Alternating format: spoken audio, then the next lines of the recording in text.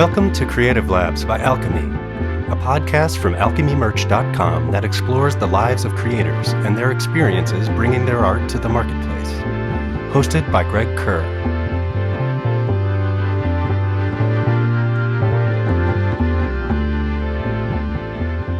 All right, welcome to Creative Labs. I'm your host, Greg, and today I'm here with Alex, who was our first ever employee that we hired back in 2018. When I first met Alex, it was in 2016, and she ordered pins from Pin Game Strong. I think in the first 4 months, we were even a company when I still pretty much had no idea what I was doing, and she was running a company called Bombazine at the time. And welcome, Alex. Hi. And I'm excited. I know a little bit about your story. We worked together, but I kind of want to hear about how you got started in professional design. And when I met you, you already had stuff going. And I remember one of the first pins you sent me, it said Pen 15. And being an idiot, I was like, what's the Pen 15 Club? And I had no idea what was going on, and just got reminded this week that Pen 15 is. But yeah, I just wanted to ask you, like, how did you come to getting into doing professional design work and starting your own business? So at the time when I started Bombazine, I had been working as a knitwear designer for like a long time, almost a decade, I think. By which I mean writing hand knitting patterns, not like designing sweaters for sale. And I was kind of trying to move in the direction of designing sweaters for sale, like actually manufacturing a clothing line and that kind of thing. And someone had introduced me to the concept of enamel pins and was like, this is actually like a really good little side gig. I think she did a lot of the kind of music festival, goofy kind of weed pins and other kind of cool art stuff. And I was like, okay, sure, I'll try that too. I've always liked to draw. I have like half of a graphic design degree that I sort of abandoned halfway through. And so I was excited to just kind of draw some goofy stuff again. Yeah, the Pen 15 Club pins I thought would be a hit, and they never took off. I recently sold the very last of them. Oh, nice. Okay. I think it's because of the Pen 15 TV show that started. Like, people now know what that is. I thought it was like a universal, like, fifth grader joke, but apparently not. Yeah, I had no idea. And for people, I know you said you were doing patterns. Like, what is making a pattern? Like, what's that actually consist of? What were you doing within kind of with knits and patterns? So it's a lot like writing a recipe for a cookbook. So basically I figure out how to make a hat, write it down step by step, row by row, slap some photos on there, give you all the information you need to basically recreate that exact same hat. Okay, so it's kind of like a tutorial. So you create some specific design, somebody can purchase that, download it, buy it in a book, whatever, and then they follow the steps. They've got that same hat. Yep. Essentially, that's what it's doing? Yeah. Okay. Very much like a recipe. And you can change out elements, do your own colors and whatever. But yeah. And how did you even get into doing it into the knit world? Was that something you were doing as a hobby when you were younger and just kind of really enjoyed, or? So I learned to knit a little bit in high school. And then when I got to college and I needed something to like keep myself awake during lectures, I started doing it more.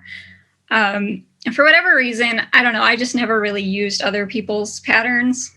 I just kind of started making stuff up, and then pretty quickly, way before I should have, started trying to sell the things that I had made up. Eventually I caved and like looked at some other people's patterns and was like, oh, I've been making hats a really weird, horrible way. Kind of got my shit together and started doing a better job of it. So then was Bombazine, was it kind of, was that focused on things like pins and patches or smaller sort of accessories, or was that just a part of the knit company? What was all encompassed in that company at the time? So Bombazine was supposed to be the clothing line that I was going to make. So Bombazine is a black fabric. I think, if I'm remembering, it's like a silk and wool blend, a very specific weave that they used to use for mourning garb in like Victorian culture. I think because it's not very reflective. So, a widow would just wrap herself in this dark, non-reflective black fabric. And I was pretty solidly in my adult goth phase at that time. So the idea for the clothing line was that it was going to be very all black, everything kind of line. And actually, I met with some factories and stuff, but it is just, and you know this because I know you looked into doing a clothing line. It is overwhelming and it is expensive. Yeah. Was that the biggest hurdle that you were facing, was just kind of like an upfront cost thing for it? I mean, and I wanted to do knitwear. And of course, the way that I know how to design knitwear has very little to do with actually making it on an industrial machine. Right. So I met with these factories in New York and stuff. And it was like, I was looking at like a $25,000 outlay to even just make a few designs. And I was like, I don't have that. So I was just kind of dinking around, and I think I was planning to start by hand knitting and just selling stuff at like couture prices. And that never really came to fruition because I kind of got into the pins and was like, this is fun and way easier. Yeah. So I know when we'd first met, I think you had made some pins. If I recall, I think you'd sent me some design and I was like arguing with you about it, which is pretty typical of what I do. I'm like, no, this is why this doesn't work. I just remember, like when we were working together, you were so easy to work with, and I felt like we had a rapport going. And then, come 2018, in I think in May 2018, we started working together. I kind of reached out and I said, hey, is there any chance you're interested in doing setups? And I think at the time I was like, oh, she sends vector files, which was like, I think 1 out of every, 100 design orders that came in, somebody actually made a vector. And I was like, I need some help. And I reached out, just hoping that I could get some help. And I'm curious with like, now that you're working, kind of behind the scenes, like what things you've learned differently, from when you were kind of making your own stuff or working with us to now, like some of the different challenges or things that you come across now, knowing kind of how the factory process works. I think just having a really solid understanding of how they're actually manufactured has been so helpful because, I remember arguing with you about that thing. You're like, this space is too small. And I was like, just try it. It's fine.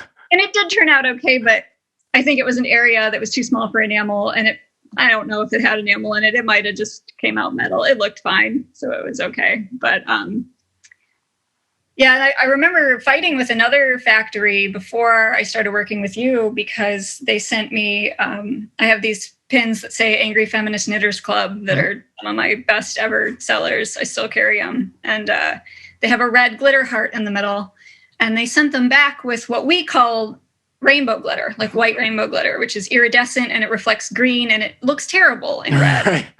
And like, I didn't have the vocabulary really to know that I needed to be like red glitter like this, not red plus any old glitter, And so I remember just trying to communicate with them and being like, I don't understand why you made it this way and then made it this. It's just so nice to know exactly what to ask for and like pretty much exactly how it's going to come out. I get my proofs back from the factory now and they haven't changed anything because they don't need to, because I know what I'm setting up for them. And hopefully I think they appreciate that too, probably, that it's just like snap, snap, never have to make any changes. Yeah, I think one of the things we've learned over time, and you've been so crucial in like the building of the company too, as the first employee, the first help we ever had, with kind of developing these systems in a sense that it's like, okay, art, kind of goes across multiple languages. And although we may not all speak the same language, there's certain things that we can kind of convey to try and get everything right the way that we want it and talk about that. And I know you even taught like a pin design class at one time, right? I did it was like a live class for this creative group that I'm a part of, although it's been on my back burner for a long time. I want to do it as a Skillshare and expand it. And, actually, I was kind of actually walking people through all of the manufacturing steps, because I think when you know how they're made, suddenly it makes so much more sense. Like everything we're asking for, everything we're saying, this doesn't work because X, Y, and Z. When you actually see the equipment that they're made on and the syringes doing the ink, you're like, oh, I get it. Yeah, you're like, oh, that's somebody with a little syringe with ink that's doing all of your little dots that you decided, your stippling that you decided would look really good in the cheeks, or whatever it is. And with designing, I mean, were you teaching specifics of like, hey, here's like the specs, here's how to get what, out of when you're designing your art, like here's things to look for, to work around, tools, like what tools do you use now when you're designing or coming up with a new concept for, pin or whatever product that it's going to be? So for that class, I was, it was kind of a half-hour run through. So I did show a little bit of like, here are examples of art that would work well. Solid lines, solid fill. Here's an example of an ink drawing that we could make work versus like a pencil sketch, which is nearly impossible. Yeah, that's always fun. For my own stuff, actually, when I started working with you, I was doing everything on the iPad with Adobe Draw, which is I think now discontinued program that you just drew and it was automatically vector. It was like a blob brush. So I think you probably thought I was more advanced than I was because but I had also been learning Illustrator because I was trying to break into surface design at the time, and I still kind of am. And I don't know, what's surface design? It's like the pattern on your shirt. A surface designer made that pattern. Oh, okay, yeah. So it's the art that you see printed on fabric, wrapping paper, wallpaper, that kind of thing. So have you done a lot of different kind of pattern designing, not just pattern isn't like a pattern to make a knit product, but actual like design pattern stuff. Have you messed around a lot with that? I've messed around a lot with it. And I've sold stuff through like my own shop and, TeePublic is where I have a bunch of stuff up now. I haven't done it professionally at all yet. That's kind of what I was pursuing when you approached me and were like, do you want work? And I was like, oh God, yes. Yeah. And I think I told you this at the time. I had already applied and was in a graphic design program at like the community college because I was like, I'll finish my graphic design degree and then I'll work on this stuff. And then I started working with you and you eventually were like, yes, I can use you full time. And I was like, sweet. Yeah, I have, if it helps, I have a graphic design degree and I've never had a real job before. So, I don't know. I learned a lot, I guess, but at the time Photoshop was just not a lot was going on anyway. But so you were doing Bombazine, and then I think it was like sometime in 2018, maybe in January 2018, I think maybe around when you started doing Wildhunt, you sort of did like a brand shift. And I recall too, I think, one of the things when I first reached out to you is I think you'd sent me a bunch of Wildhunt stuff. And I looked at it and I was like, oh my gosh, this is so cohesive. Like the branding was really strong and really like, when we're looking for somebody to hire, it's really like about their eye in a sense too. There's that technical skill, but there's there's that taste level or an eye for design that you can't really teach. And that was one of the things that I really picked up right away. I'm like, oh man, this stuff looks awesome. This looks like a brand. This is like a fully comprehensive brand. And what made you decide to kind of switch gears, or were you doing both of them at the same time? Like, how did Wildhunt come about? Honestly, I just got tired of making everything goth. Like Bombazine was like such a goth brand and it did really well. Like I think I probably got, more followers faster with that aesthetic because it's so niche. But at some point around that time, I just decided, I was like, I want pink. I want to be pink now. Like I got really into like millennial pink. The room I'm in, you can't see, but is that a Pantone millennial pink? The Pantone is, give me a minute. It's like something 008. I know it. I've used it. So I felt like I was a little bit constricted by the Bombazine aesthetic and I kind of wanted to venture out. So yeah, it's been good. It's been freeing to be able to use color and stuff again, although I still go through phases. Like I laugh when I look at my Instagram because it kind of just goes in waves, like what color I'm into at the moment. Right. Well, I mean, the color pattern, that's why I tried to wear my shirt that has the most sort of 70s-ish vibes of colors, because I know you've been in a little bit of like a 70s kick with... I am on kind of a 70s kick. Right now, I've been in sort of a like kitschy Valentine's kick. Like, okay. I kind of laughed when you said taste level, because it's definitely like the least tasteful, like just red and pink and like... Well, I'm going off of what I think is tasteful. So, you know, I might have had taste in 2018. Yeah, it depends on like where the bar is, and it's possible that my bar is kind of low, but I think it's high. And I was kind of just going off of that. And with Wildhunt, because I guess I know you've had with Bombazine, probably what I've seen has been one of the most knocked off pins in eternity, which is what the Stitch and Witch, right? Or is that the one that's been there's Stitch and Witch, and there's the She's Crafty that's a witch hat. And the knockoff artists seem to really like both of them. They made a new colorway. I saw one in green the other day, and I've never made it in green. And I was like, well, dang, they're getting creative with it now. Well, the occult has been shifting from like black and nickel into green pastel and goth now. So pastel goth is super in right now. I mean, like how, because you had to have been knocked off in like 2016, right? Or 27, like way back in the day. Yeah. Have you just kind of been like, whatever, like how do you kind of manage around that? Because I've seen you've done it in some different colorways and brought it back here and there. Like how have you kind of managed with that? Was it just like a soul crushing thing, or more of a, what can you do? I mean, it's a downer, especially when you see it on like Wish and it's like, this pin is sold 2,000 times. And like, cool. I don't know if that's even true. I wouldn't put it past Wish to just randomly slap a number on things. But it's a bummer. I go through Etsy periodically and I report them all and I get them taken down. And, any other site that is reasonably responsive to that kind of thing, I get it taken down periodically. But, you get on like AliExpress and there's nothing you can do. Like, So I've had some people who are very angry at me for getting their listing taken down on Etsy. And I'm just like, Yeah, you're like, well, they probably bought it off of Wish. And I'm sure they did. They're like, how am I supposed to know it's yours? I'm like, I don't know. Do 5 minutes of research.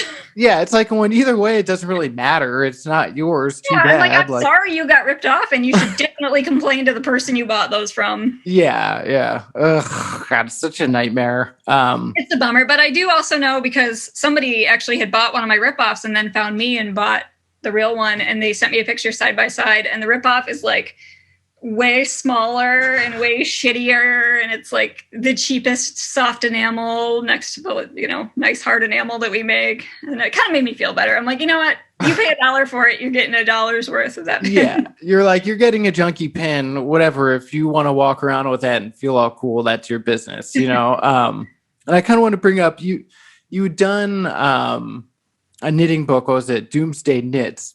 When did you originally come up with that book? So that book, I want to say we shot it and published it in 2013. So we would have started it in 2012. Okay. Was that inspired by you just being in this, like the dark witchy, all black everything mode, or what kind of brought that up? I actually wasn't quite there yet at that point. I had wanted to do a steampunk knitting book because, in like 2010, steampunk was super cool. Right. And I contacted my friend and publisher, Shannon, at Cooperative Press. And I was like, I want to do a steampunk book. And she's like, I already have a steampunk knitting book going, which also came out and is beautiful. And I was like, okay, let me think of like a different idea that could kind of have a similar aesthetic that I could get excited about. And I think I was having kind of a dystopian fiction phase at the time too. And I was like, that would be cool. Let's do like post-apocalypse. And it went all right. We did a Kickstarter for it, and I got to go out to Portland to do the photo shoot and have a lot of good costumes. And then it was just, it had its moment and it passed. And then in 2020, people rediscovered it, I guess, and it blew up again. And we did a limited re-release print run with it. It ended up in the New York Times. Like, I talked to somebody in the New York Times. It's crazy. Yeah. And it's like this book that I did, 8 years ago that I haven't thought about in 5. And just like, it was weird. Was it the publisher? Like, do you know how it kind of came about? Because it wasn't, like it's not like it was in Barnes & Noble or, all over the place at the time, right? Like, When Do you it was know how first published, it was in some bookstores. Oh, okay. Mostly, I think, knitting stores. But she is a print publisher and she distributes to lots of physical stores. But it had long since been out of print. Yeah. It would be, you could get like a used copy on Amazon for $300 because that's what their algorithms set it to because it was rare or whatever. But I think people kind of rediscovered it naturally. But as soon as she heard that was happening, and I love her for this, she's so like on top of shit. She contacts me. She's like, "Let's print it again." Yeah. Like, let's do it again. Let's do it. Let's milk it. And I don't think she contacted the New York Times, but I'm pretty sure she did contact some other outlets. And we're like, look at this thing. Look at this thing. Yeah. Well, I mean, it was perfect timing. I'm really bad at that. Yeah, it was the perfect time to bring it back. It's funny. I remember at the time we were kind of joking, like the pandemic got you in the New York Times and it got me in the Wall Street Journal. Like how that happened out of like all the weird random stuff that could happen during like the apocalypse are the times that we both get like the highest press that you can possibly get for anything. And I was like, okay, my world's crumbling down around me and the Wall Street Journal wants to talk to me. This is fun. And then you're like, oh, I'm going to be in the New York Times. It's like, okay, all right. Well, we're still somehow crushing it, even though things are, the world's going to crap. I was so like, for me, I'm such an anxious person. And I'm like, even though I made light of it with this book, genuinely afraid of the apocalypse at all times. And, because we work with China, we kind of saw it coming before everyone else. And I'm Chicken Little running around out here to all my family and friends being like, you need to stock up. You need to get food because we're going to need to stay home. Like, we're going to be stuck in our houses. You need to wear masks. You're going to want to get masks. I had like 4 boxes of masks that I doled out when no one else could get masks, And the New York Times person was kind of asking about it. And I was like, yeah, I didn't even include pandemic in the book because that one scares the shit out of me. Yeah. Like nuclear apocalypse seems, unlikely enough that I can kind of like get into the aesthetic, but pandemic aesthetic, no. Yeah. And everybody knows, I mean, when there's like, radioactive stuff all around you, the thing that's going to protect you is knitwear for sure. So it's a perfect marriage of that. Yeah. What would I knit for the pandemic? Mask? You can get the air right through. Yeah. Yeah. No, I remember. Oh gosh. Yeah. When the pandemic, obviously, we were dealing with it way in advance and I was doing that same thing, the Chicken Little thing. I'm like, no, everybody, like it's coming.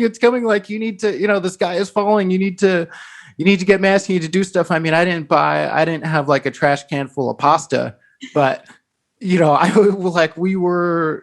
was out of town at the time when all this stuff started to kind of come down, and it was just like, okay, what are we gonna do? Hey, you were in Hawaii. Yeah, I was in Hawaii trying to have a good time.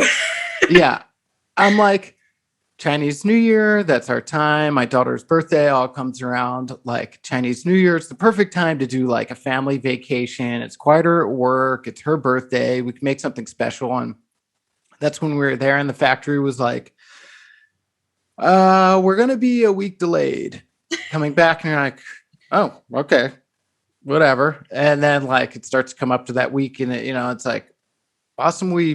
We're still sending in orders, It's like, well, I think it's going to be 2 more weeks yet. We don't know. The government's telling us. And you're like, okay, what is going on? And just like seeing that happen in real time over there. And then everybody here just being like, la da da da da, like cruising around, like no big deal until it hit. And obviously we know how this past year has been.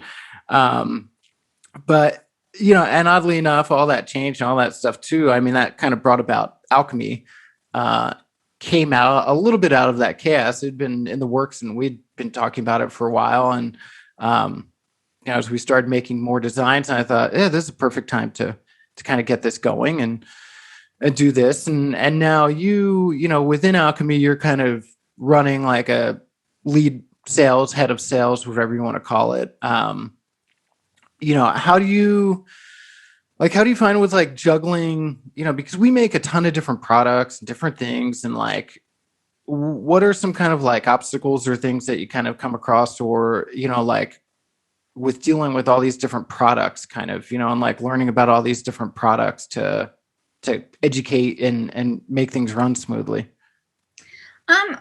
It's really just like a matter of brain space at this point, Sam will ask me a question like, what's the tolerance on motel keychains? And I'm like, I've got so many 0.3 millimeter, 0.1 millimeter. I'm like, we have it written down somewhere. Let me go find it. Like, yeah. I don't want to give you the wrong answer. When I first started, we were holding everything about pins in our head pretty much. And then as you wanted to hire more, I was kind of like, we need to get this all down on paper. Yeah, because it definitely was not. A lot easier if it's all in one place. So we started compiling, and I feel like we've done a pretty good job as we add new products, just documenting the details of everything so that we don't have to necessarily store everything in our head and possibly give, somebody the print tolerance for acrylic when we mean to give it for, enamel and that kind of thing. But yeah, keeping everything straight has been an adventure, but I think we're managing.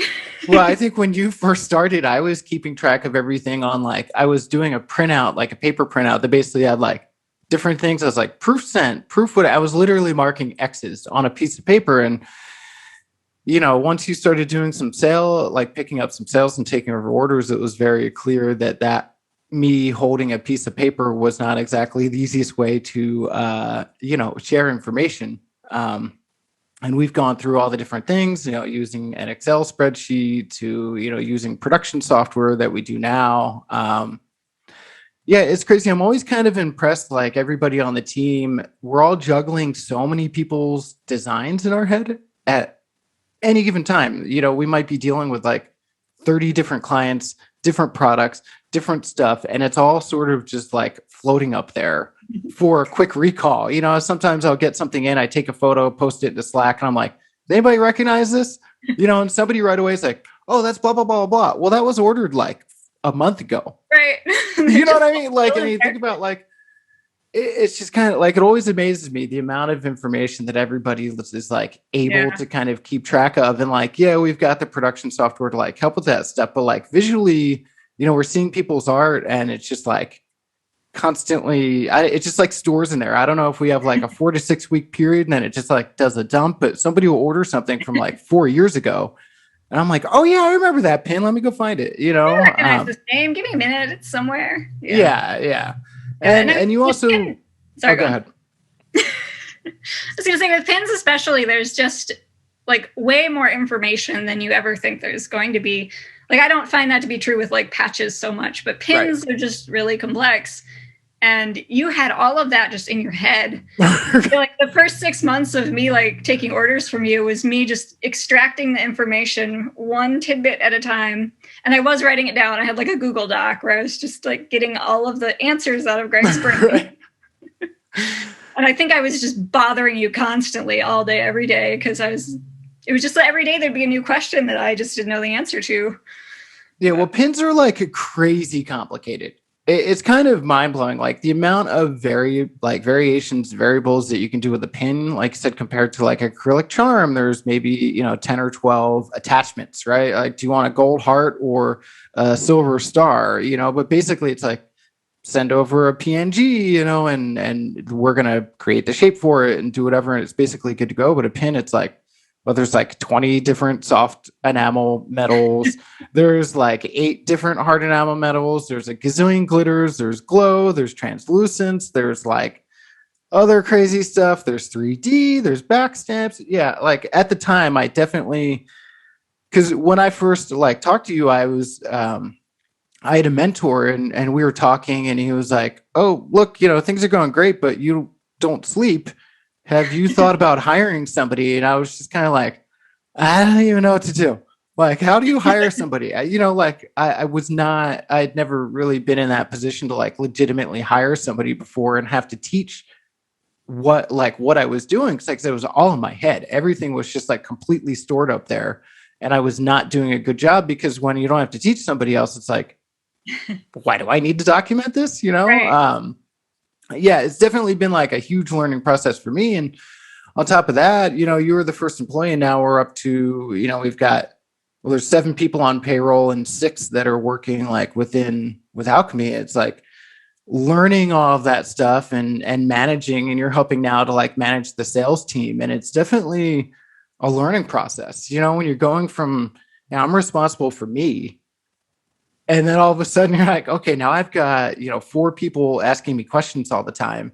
How do I do this? How do I do that? How to do that? And, I know you've been working on developing more things and more systems and stuff like that to kind of help out for, you need the recall of, like I said, what's the tolerance of X, Y, Z? Where do I send this? How do I do that? How does this vendor get paid? Like all the different crazy, like moving parts that happen with production. Cause I think a lot of people are doing, they order a pin, maybe they're working with China and they order a pin like once every 6 weeks or once every 2 months, not this like constant moving machine of just insanity, And every vendor has got their own little like picadillos as far as how they want to communicate and how they want to be paid. And yeah, we've got the one vendor that starts a new email for every conversation, like every reply is a new email. I think I'm claiming that's a Microsoft thing. I don't know. It might be. We have some clients that happens to. So yeah, it's fun. Like every time you get an email reply, you're like, it's a new thread. Just keep it in one thread. Just, let me have some sanity when I'm trying to find the last time you asked me a question. But, but I just wanted to bring up, you recently did a Kickstarter, which just totally annihilated. Well, it was called the Knitter's Oracle, right?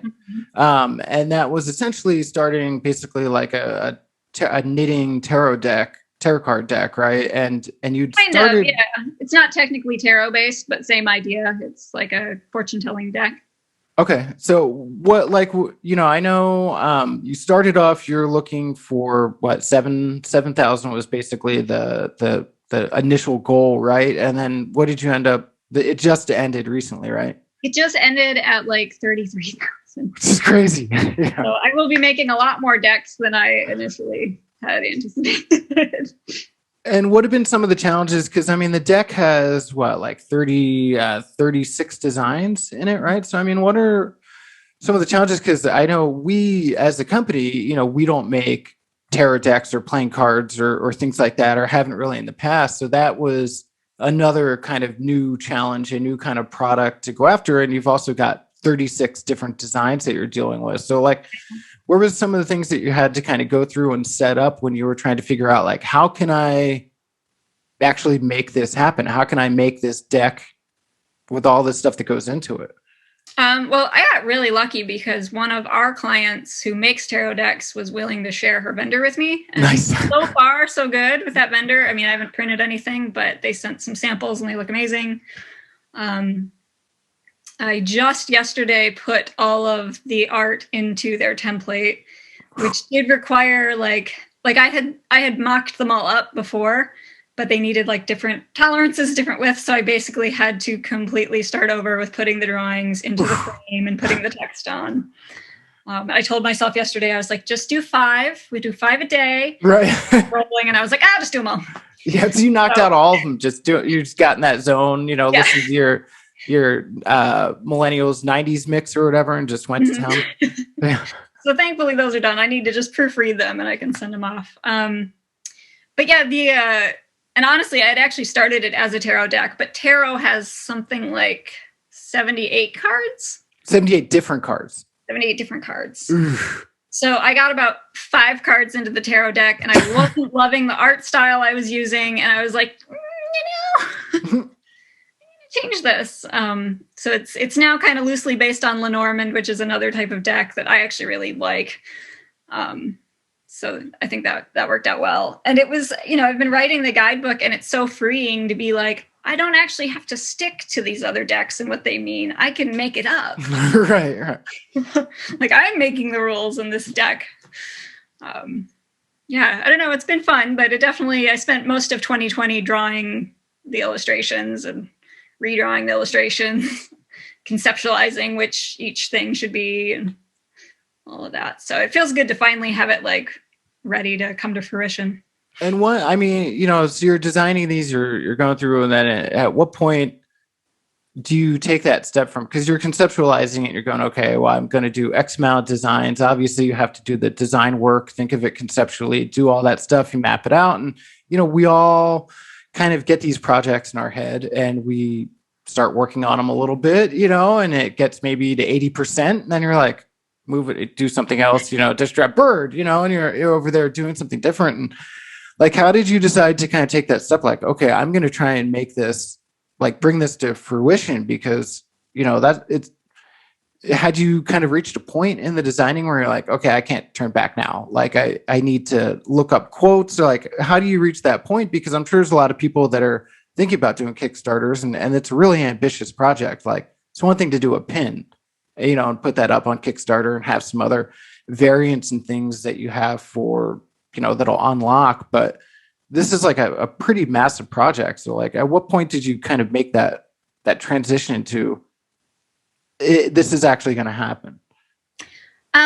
Well, for sure, my rule for myself is like, I'm not going to promise anything that isn't done. Okay. Like, I did not put the Kickstarter up until all of the art was done, because I don't want to put myself in that sort of pickle. But actually, it started a couple years ago. I just kind of spontaneously had the idea for a Knitter's Tarot deck. And I don't know if I posted about it on Instagram or I posted something, and like this publisher of knitting books commented on it or something. And I messaged them and I was like, what do you think about doing like a Knitter Tarot deck? And they were like, I think it's a good idea, but I'm just the social media guy. Or whatever. Right. So I sent it to them, and I think, well, I can't remember what happened. It could have been the social media guy had approached them and was trying to like see if they wanted to do it, and we were going to do a collab or something like that. And the publisher passed on the idea, and we talked about doing it ourselves, and then it just kind of fell off the map. And then the publisher approached me in like early 2020, I think, and was like, this was like 2 years later, at least. It was like, we want to do this now. And I was like, okay. Like, I'll do a couple sample graphics or whatever. And I did. And they didn't like the sample graphics or whatever. They wanted to change a bunch of stuff. And I was like, I really want to just do this in my style. Like, thank you for being interested. But, I think I'll just do this project on my own now that it's started. And if you don't like what I'm giving you. And they were basically like, okay, but we're still going to make one. Oh, nice. So were they going to commission you for the art, kind of, like, they were going to commission me for the art, but they didn't really like the art that I was sending as it was. And so they were just like, they're just like, we're going to make our own. And that kind of bugged me a little bit. So I started, I published some of the early designs on my Instagram, and I was like, this is me publicly committing to this project. Okay. So you put it out there. I did this. Accountability. Right. Basically, yeah. And then, like I said, 5 designs later, I was like, I don't like this style either. It's an entirely different project, but I am still going to do it. So they may still make a Knitter's Tarot deck. I have no idea if that's in progress. And I guess now I'm not directly competing with it. So cool.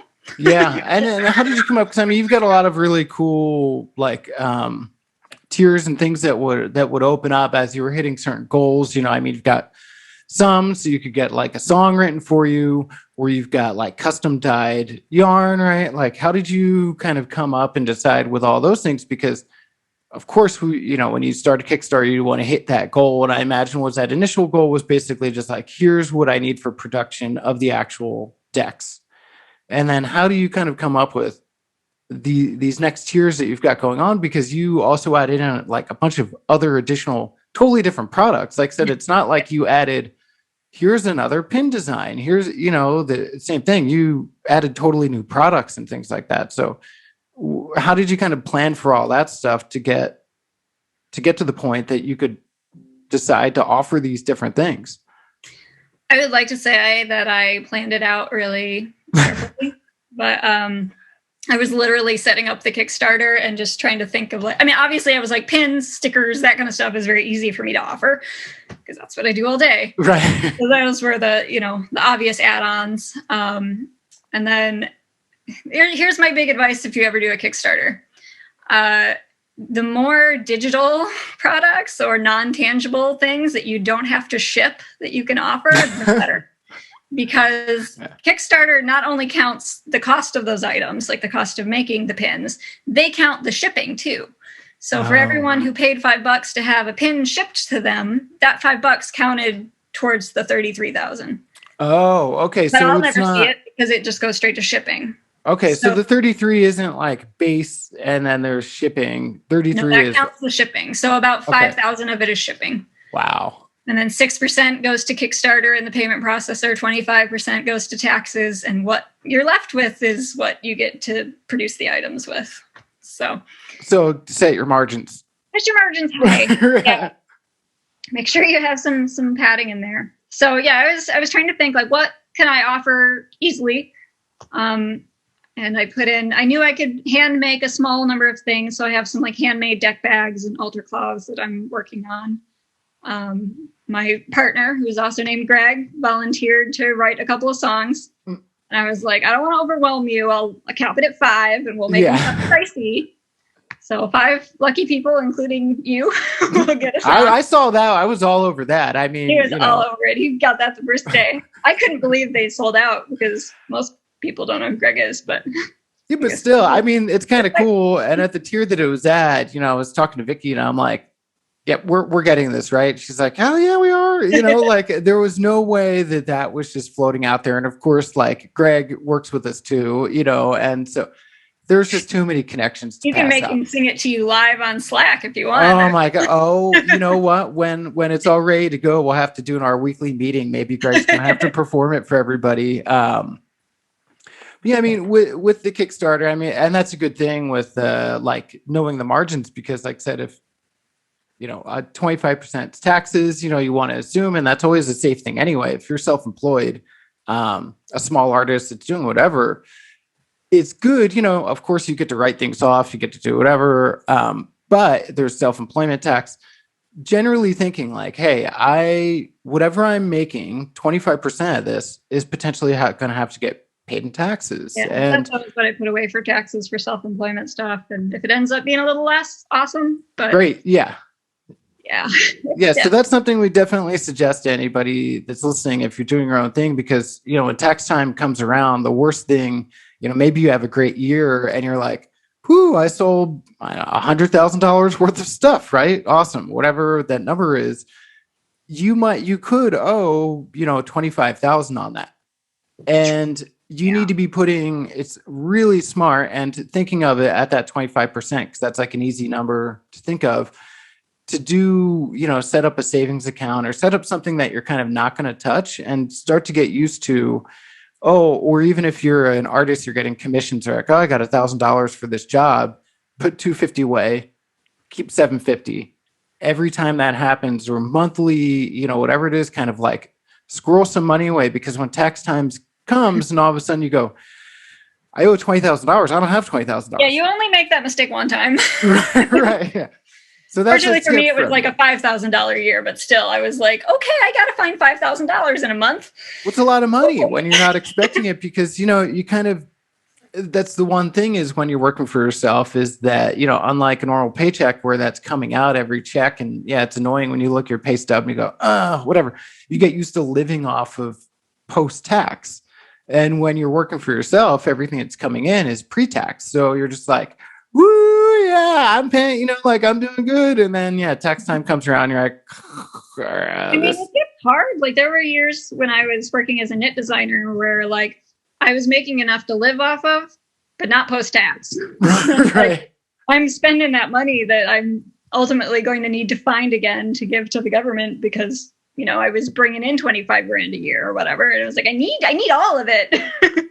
Oh, I had plenty of those years with miles to go, especially in the beginning. And for a while of it, I was like, okay, I'm paying my bills every month. I'm a success. I'm paying my rent and I have a car and whatever, like things are kind of going okay. And then every year when tax time came around, I would just like freak out. And I could have maybe owed like $1,000, you know what I mean? But I was like, I don't know if I could do this, but what can you do about that? So, I mean, with this knitter circle, and then another thing to think about too is, it's funded now, and then obviously it takes a little bit of time. The money goes into the account. You've got it to actually pay the vendors, do all this stuff. You've got the timelines for production. And then the other part that comes out of it is shipping all of it. So you look at it and you go, I mean, 33,000 is crazy. I mean, that's like an amazing number to hit, and you do have to think about like how many decks you sold, lining all this stuff up afterwards. the shipping time. I mean, if you think about it, you go, okay, this might take me an entire week to ship all this stuff. Probably. And it's that's the least fun part, because at this point, like, the money's come in, you did it. And like, what did you do also to promote it, to get it to 33,000? I mean, were you just using Instagram? Did you do any like paid promotions? Because, $7,000 is a pretty high target for kind of the indie makers sort of thing. We work with a lot of people that do Kickstarters a lot. And that's a pretty hefty target, but you blew past that. I think you hit it in like a day or something. Yeah, we met the target in like 4 hours or something like that. Just nuts. Yeah. Right. So how did that happen though? Did you have like an email list you were working on? Was this just I have a lot of knitting followers from when I was a knitting designer. So fortunately my audience is kind of there. Also witchy followers from when I was a witchy gothy brand. I did do a little bit of paid promotion. I have a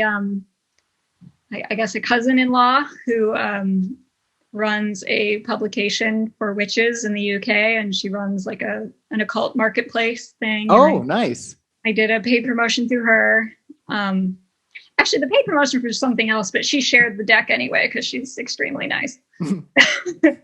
I did ultimately end up doing a paid promotion on Ravelry, which is a knitting website that I actually have some beef with, but that's a whole different thing. Yeah. Whole thing. I can't use their site anymore because they changed their visuals to be just an assault on the migrainer's brain. Oh, okay. Just a sensory overload kind of Yeah, scenario. It's been a whole there's been drama since 2020 when they did that, but I did ultimately be like, okay, I'll run a little ad.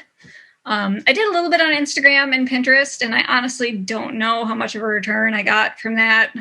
Like a paid promotion on Instagram, or like a paid post into an Instagram ad or something. Like that. I didn't do a whole lot.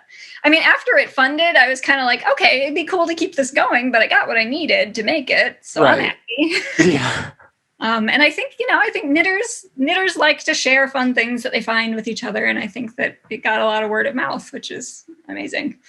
So yeah, because I remember that morning, you're like, hey guys, it's live. And I think you'd posted maybe on your Instagram a story or something like, it's live. And then, we were all chatting at work and I was like, we're funded, like I literally the day just started. We're like, what the hell? What just happened? But do you think that initial funding came from just the people that were following you, like already in the base, knowing off of you sharing? I don't think I'd really shared it with anybody else yet. At the end of the workday that day, I did send a newsletter out to my very neglected newsletter list that technically exists, but I almost never email them. But it had already funded at that point. So it wasn't coming from those people. So it must have just traveled really quickly on Instagram and maybe Twitter.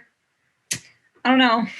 So are you going to plan to do another kind of big project? Did this, because funding to that amount too, I imagine is a really good confidence booster. I mean, in your artwork and the concept, and all that to give you is it now spinning other ideas of what's the next Kickstarter going to be, or what am I going to do next? Or how do I kind of top this? How do I get my one that breaks 100,000, or how I feel after I shipped 600 decks, oil decks.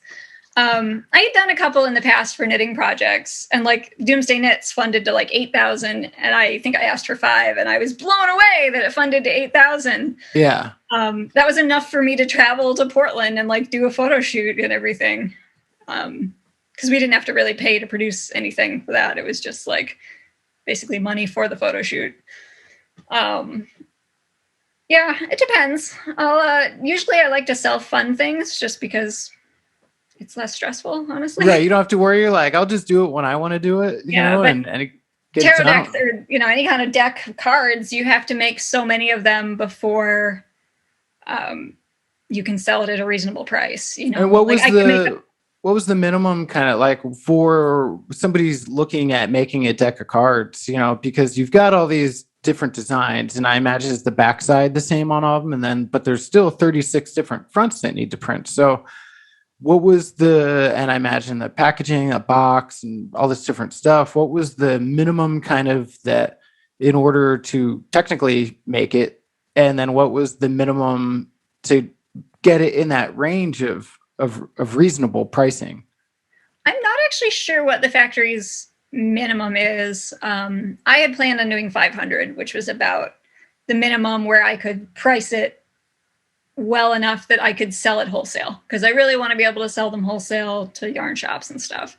And if you haven't done stuff wholesale, basically your retail price needs to be 4 times the production cost, because the wholesaler is going to pay 2 times the production cost, and then they're going to double it. Right. So for me to offer the deck at, I think it's 32 is what the ultimate retail price is, which is $2 more than the Kickstarter. The cost per deck had to be under $8, including shipping from China, which is outrageous because it's heavy. Paper. Yeah. So 500 was really the minimum like viable thing. And there's websites that are US based that'll print you 1 deck of cards if you want, but you're going to pay $25 a deck. Right. So, like, to do a really small run, I would have been making like $6 a deck, and I wouldn't be able to wholesale them. And so I was like, if I'm going to do this, I'm going to do it right. I'm going to get a crap ton of decks and have them to wholesale. And yeah, I think that's important, and it's tough, obviously. I think when pins started blowing up and things started happening, it was when that barrier of entry got dropped a little bit, in certain companies and, like Pin Game Strong and things like that. And all of a sudden people, because before, if you would contact and try and work with China, a lot of them minimum order quantities, were 500 of things. Yeah. And so all of a sudden the barrier dropped to like 100 or maybe 50. And as we know, yes, you can technically make 50 of anything. That's always basically somebody's absolute labor minimum. So 100 is $40? It depends on the product, but it's not that much more to make, because they're saying like, look, we'll make you 50. It's not sample pricing, but it's also not great. This is like, if we're going to do something, this is the minimum that we'll do. But when you're looking at paper products, printing, all that kind of stuff, you got to look at it like, okay, how can I make 500? How can I price it? What pricing do I need? Because you're dead on with like typical, what they call keystone with wholesale is, the store wants to buy it from you for half of what they'll sell it for. So the reality is, they're getting the lion's share of the profit. For the retail stores do. They got to pay rent, so. Right, and assuming that you're not doing consignment and stuff, which, yes, personally not a fan of any consignment. But if you're going to sell it, that's part of the deal, So if you're going to do 32, like you said, 16 is what a store wants to pay. And then you want to be at least making double. That's right, like 4 times your production cost. And I think that's why, too, a lot of people love pins and some of these products, because, we've seen the median price of pins kind of go up. And there's a lot of reasons for that. Airmail, blah, blah, blah, rising costs, materials, all that. But somebody can potentially get, 500 of a pin for $1 or something a piece, depending on what it is. Sell it for 10, sell it for 12, and you've got that margin. Even if you want to wholesale it for 5, you're still coming away with like pretty good money.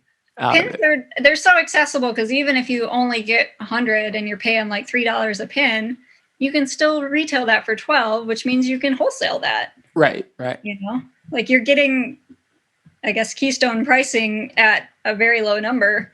Investing $300 in a product is not a huge deal for most. It's not that bad, yeah. And I have tons of pins that never sold, but I'm like, if I sold 30 of them, then I paid off the runs, so it's okay. Right, and I think that's another thing I always try and consider, like, too, when we're talking to clients, especially, or they're thinking about doing stuff, or there's maybe a reason to kind of bump up that seems very logical, is I always say, like, think about your break-even point. And how many do you have to sell to break even? Do you think you can do that quickly? Because to bump up to 100 is not going to cost you that much more. Can you sell 5 more pins, you think, confidently? Because if you can, then you're going to have 50 extra. Making 50 is no problem, but like, always think about, what is your break-even point? What do I have to sell that I'm not losing anything? Because then after that, it's all profit, And there's nothing more frustrating than realizing you should have ordered 300 of something that you got 50 of. And you're like, yeah. And you're like, oh crap. I gotta go back. Yeah. And one last thing I kind of wanted to like touch on. I know you've recently started another project too, which is the Ypsi dry goods. I think, am I getting that right? What's this new project about? Yeah. So Ypsilanti Dry Goods, Ypsi is what we Ypsi. call it for short because the name is way too long and spelled really weird. But so Ypsilanti Dry Goods was kind of born out of my affection for like fabric design, even though I'm not actively designing fabric yet. And I had started kind of getting into quilting and sewing a little bit. Really, I had a sewing machine and a bunch of fabric for years, but I started making masks at the beginning of 2020. And I was like, oh yeah, this is fun. I like this. Why don't I do this more? And then my mom was kind of like thinking about doing something with her retirement besides, sitting around twiddling her thumbs. So I was like, do you want to just start like a little like online fabric store? And she's like, yeah. So we got just kind of a small batch of fabrics. I've been making like color coordinated bundles, which is honestly my favorite part of the project anyway, is like matching up colors. Well, it's easy to match black with black. Yeah, it's not all gothic. Okay. It's a very colorful brand. My wardrobe, on the other hand, yeah, it's all black and white. Yeah, so it's kind of just been a small, fun side project-y thing. I've kind of been keeping half an ear to the ground for some sort of studio space that could be open for retail sometimes. Okay. Like, so I could do like an evening and weekend open studio, come buy fabric stuff, and then during the week I could just be there working, doing work for you, doing work for me, preferably bringing the dogs along. And right now it's me and my fiance working both at home, both for Greg. So we see a little bit too much of each other, even though our house is pretty big. Vicky, my wife, Vicky works with us too, you guys, she handles some like different stuff, but we're basically sitting literally like 6 feet apart every day. We're so used to it at this point, Yeah, we have offices across the hall, so we just yell back and forth, but it would be nice to have a designated workspace and give myself a little bit more of a clear delineation between work time and not work time. Right. Because right now it's like daytime job time, other jobs time. Yeah.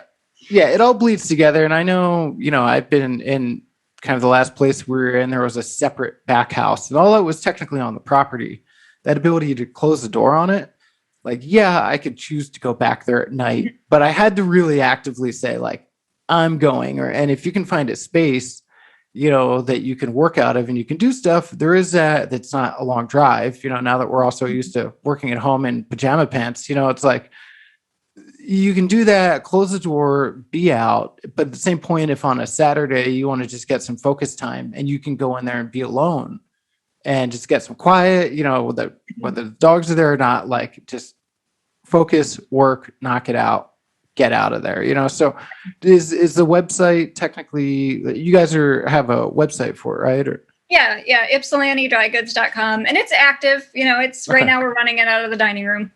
So and for right now you're curating basically collections, fabrics, things that you like, that to put them together, into, so somebody can come there and kind of check out like stuff that you've selected that you really like. Yeah, so we've got like pre-cut, pre-curated bundles, and then we also sell the yardage too. So if you only want one of the fabrics and you want 3 yards of it, you can do that too. Oh, okay. Yeah, first I was like, what's the yardage? I don't know what that means, but yeah. Okay. Like you have like the rolls. Yeah. Okay. Oh.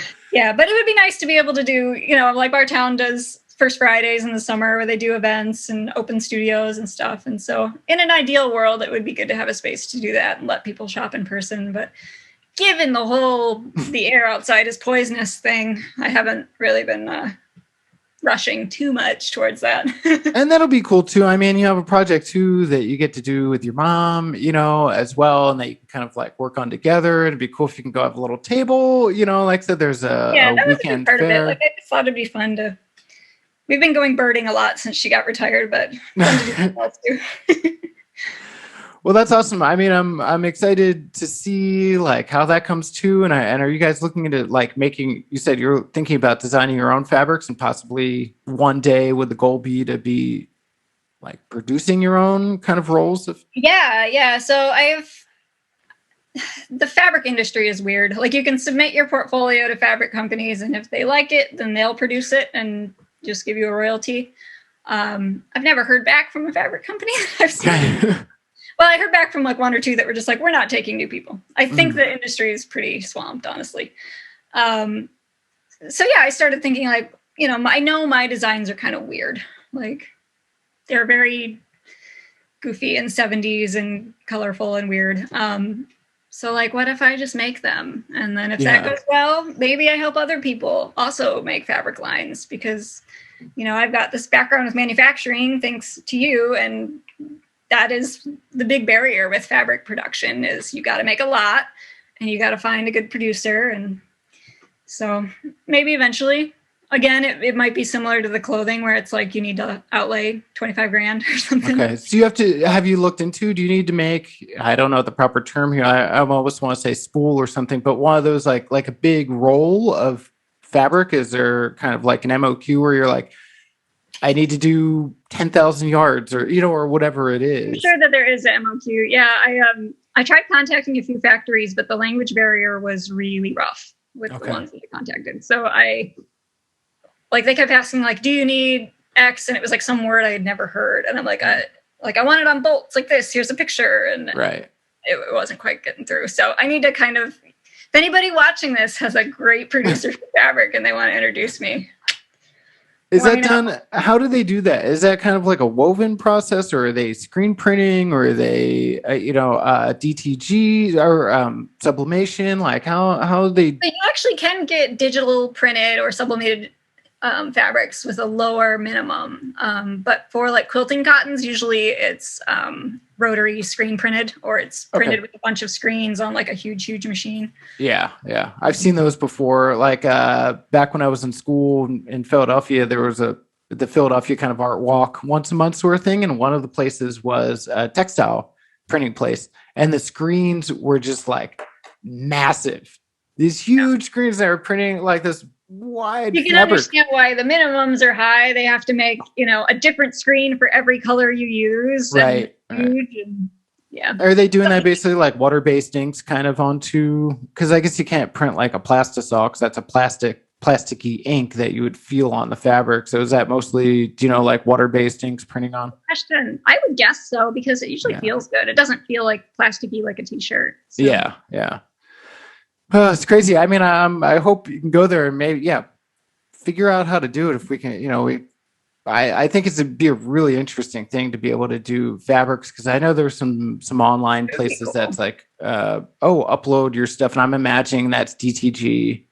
I'm working on getting my stuff up on Spoonflower, but it is a pretty slow process, and it is DTG, and it's hit or miss the quality depending on which fabric you order. But better than nothing, and a good way to kind of test your designs and see if they're even worth printing on a bigger scale, for sure. Oh, that's true. So they'll let you just basically buy like a certain amount. You can buy it, or people can buy it right off the website. Oh, okay, gotcha. Yeah. So it's like a mix of like the old design contest sites or things where somebody can upload and then by your design you make like a little cut off of it. Yeah, it's similar to like Society 6 or Redbubble. Okay. Just specifically for fabric. Oh, that's interesting. Well, I appreciate. I'm trying to limit myself to one project at a time. One project at a time. Yeah. I mean, I get that. I kind of stopped doing my own brand. I mean, Miles to Go stopped. We were just getting too busy, and Vicky was running Miles to Go for a little bit towards the end. And it was so hard to juggle. So, I mean, that was like a full-time brand before Pin Games / Alchemy, whatever. And sometimes it's tough to juggle to keep that focus. And like, my focus had to turn into, especially once we had multiple employees, and like Tessa came on and Greg and Sam and, and Vicky doing it. All of a sudden it's like, okay, all of my 100% of my focus needs to be like laser on this, and maybe one day I'll do another side project again. I don't know, but I appreciate you hanging out, and like I said, being our first employee, and I think it's exciting because there's so many people that have worked with you through us, or may know of your stuff, and to kind of get to know like a little bit more about your background and reasons why they should be listening. You've gone through so much stuff. You've been working in manufacturing now daily since I don't even know what year we're in. Basically 3 years. About, yeah. So happy anniversary. I'm sure I missed when it was, but we did remember your birthday. Good enough. But but I appreciate it. And please check out Alex's stuff. Where are the best places to find you online? I'm on Instagram at Wildhunt Design. And also wildhuntdesign.com is my shop. Ypsilantidrygoods.com if you want fabric. And my art portfolio is at alexandramac.com. No, nice. And what about the Tumblr? I don't know. I'm just kidding. It exists, and you don't need to find it. I haven't done anything on it in a few years, but it's out there. Yeah, and you can find her at livejournal.com/ I locked the live journal down. Oh, you did? Okay, yeah. It was very embarrassing. Greg's is still out there, though. Oh, Not man, yours, but mine. Yeah. We got to find his and post it for everybody to get a good chuckle out of it. So I appreciate it, and I'll see you on Monday. And thanks for everybody for listening. All right, later. Bye.